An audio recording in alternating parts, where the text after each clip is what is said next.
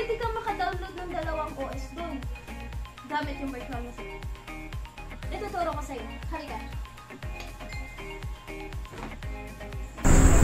So, ayun na nga. May punta tayo doon sa Chrome.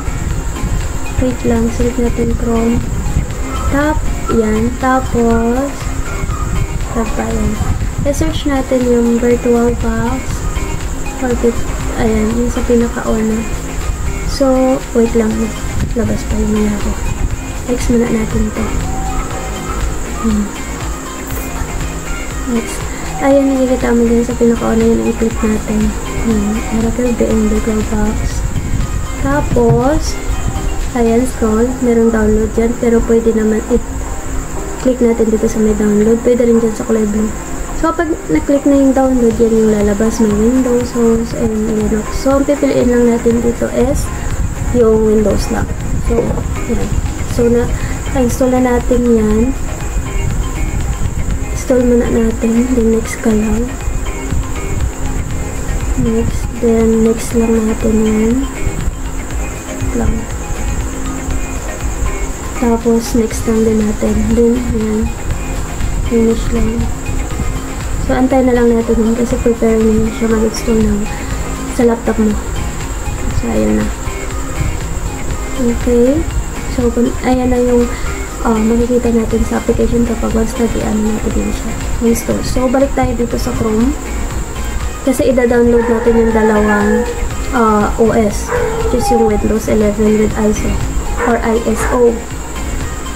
Tapos dyan, ayan, sa pinakauna yan, ayan, i-click mo may. Tapos, dyan, scroll mo lang. Ayan. Ayan na yung Windows 11. Oo. Tapos, dyan, sa downloads Windows, yan. Then, ano lang natin, i-select lang natin yan. Yan. Then, download mo lang dyan. Click mo lang yan. Tapos, kailangan natin magpili pa ng language dyan. So, which is, yung pipili natin sa English. So, confirm lang natin, then automatic magda-download na yan siya. So, ayun lang. Yan. Pili natin yun. And then, confirm. Then, ayan, download 64-bit. Yan. So, pag na-download na natin, cancel muna natin yan kasi meron na tayong files niyan. Medyo matagal-tagal kasi kung ano pa natin download. So, since meron na tayo, so, yung isang OS naman, which is yung Ubuntu. Yan. With ISO. Ayan. So, yan yung pinakauna. Yun lang yung piliin natin. Click lang natin yan. Then, click. Tapos, so, scroll up. Yan. Yan. Yan, ito. Yan ang pipili natin. So, download lang natin. Then, cancel ko muna kasi meron tayong files na nun. So, pumunta tayo dito sa virtual, sa application din. Mag-add na tayo. Ayan. Naglagay lang ako ng link at anong link lang naman ilagay mo din. So, dualboot 1, 2, 3. Then, sa files kung saan yung ISO natin. Lagay mo lang siya dyan. Tapos, ayan. Lagay natin dito yung so, ayan. Tapos, yung password, palitan lang natin. 1, 2, 3, 4, 5, 6. So, okay na natin yun. So, yun dito, palitan lang natin ng 30. 30 is enough na rin naman. Okay na natin. So, ayan na. So, automatic mag-start yan siya. Ayan. So, yun ang maglalabas. Ayan. So, install. Next lang. Install now. Install. Mag-waiting lang tayo naman. Ayan, sequence.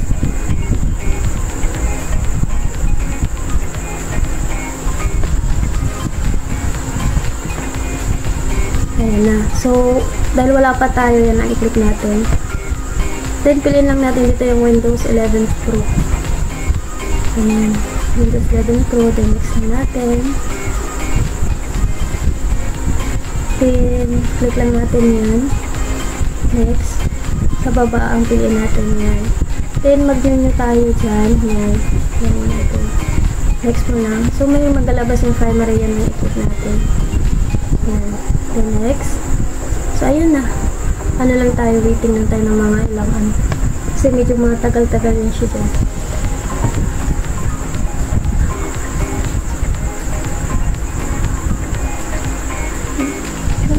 Matagal po. Matagal-tagal pa. Ayan.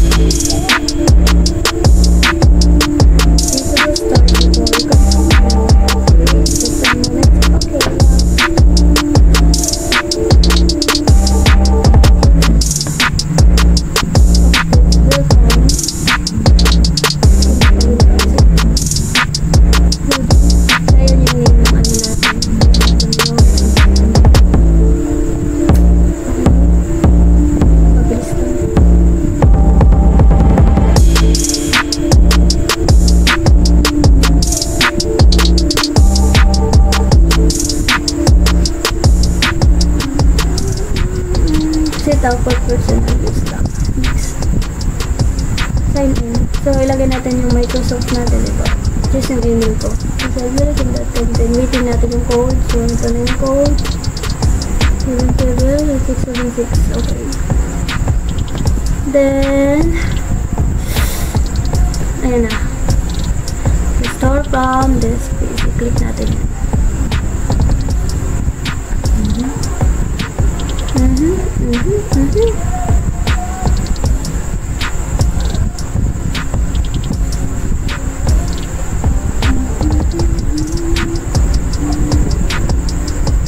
Hindi na ito mabura. Kreta natin. Yan. Hindi pa rin inaload. Balik. Okay. Nalikod ko ba ko? Next.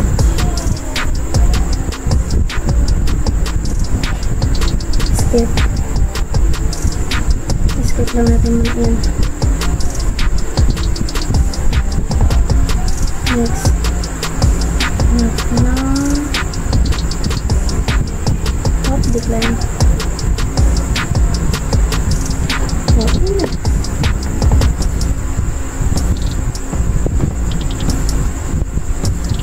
Okay, hi. Hello din. Setting this ready. Okay. Wait lang natin yan kasi marami tayo silang pa ano-ano.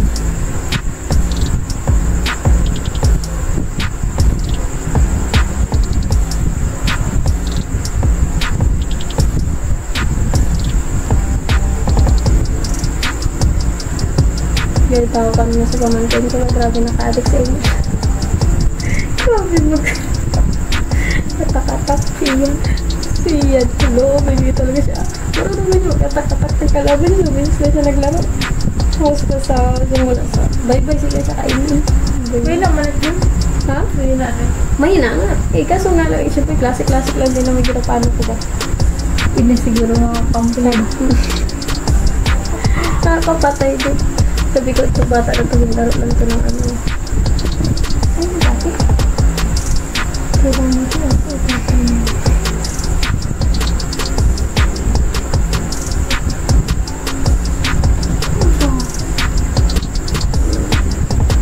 ito, malapit na tayo sa katotohanan.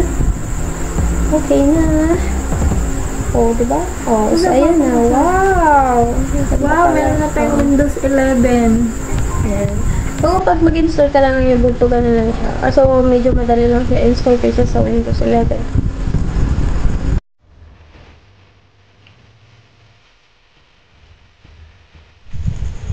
Paano naman kapag kayo Ubuntu na?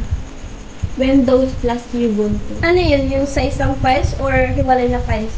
Sa isang files. Sige. Punta ka sa storage. Diba kanina may files tayo? Then, punta ka dito sa storage.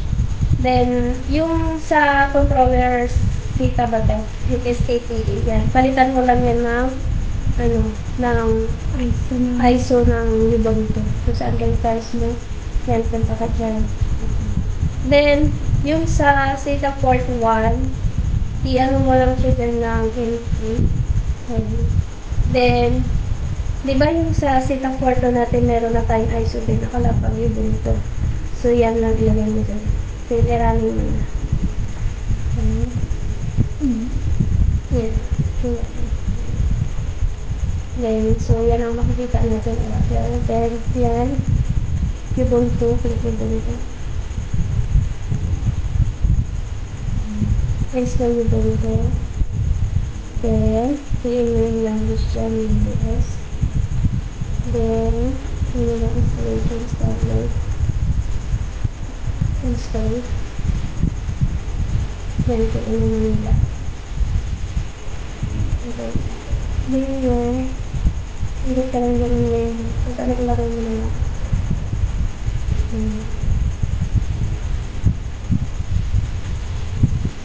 Then, continue. Tingnan mo kung nagkakaroon mo.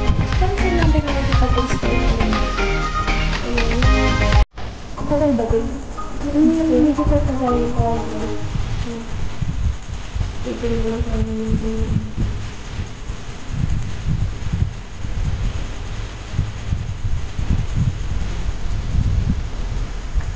fast forward ko niya yun.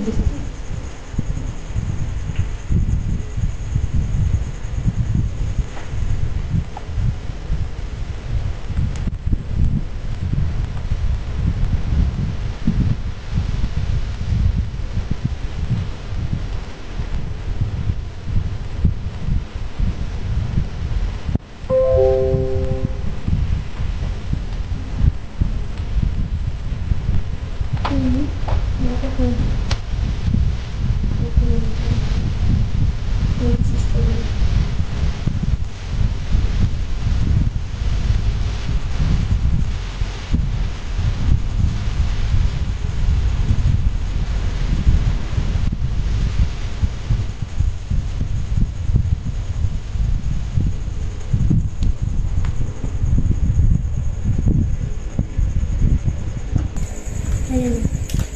Start now. Click mo lang yun. Nag-waiting na natin.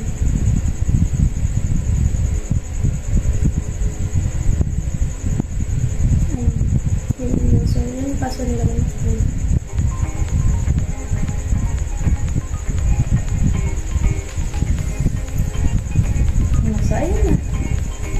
ka ng Linux. Yan, Ubuntu. I-restart pa ba to? Para restart yan. Stick na mo lang. Next. Next mo lang.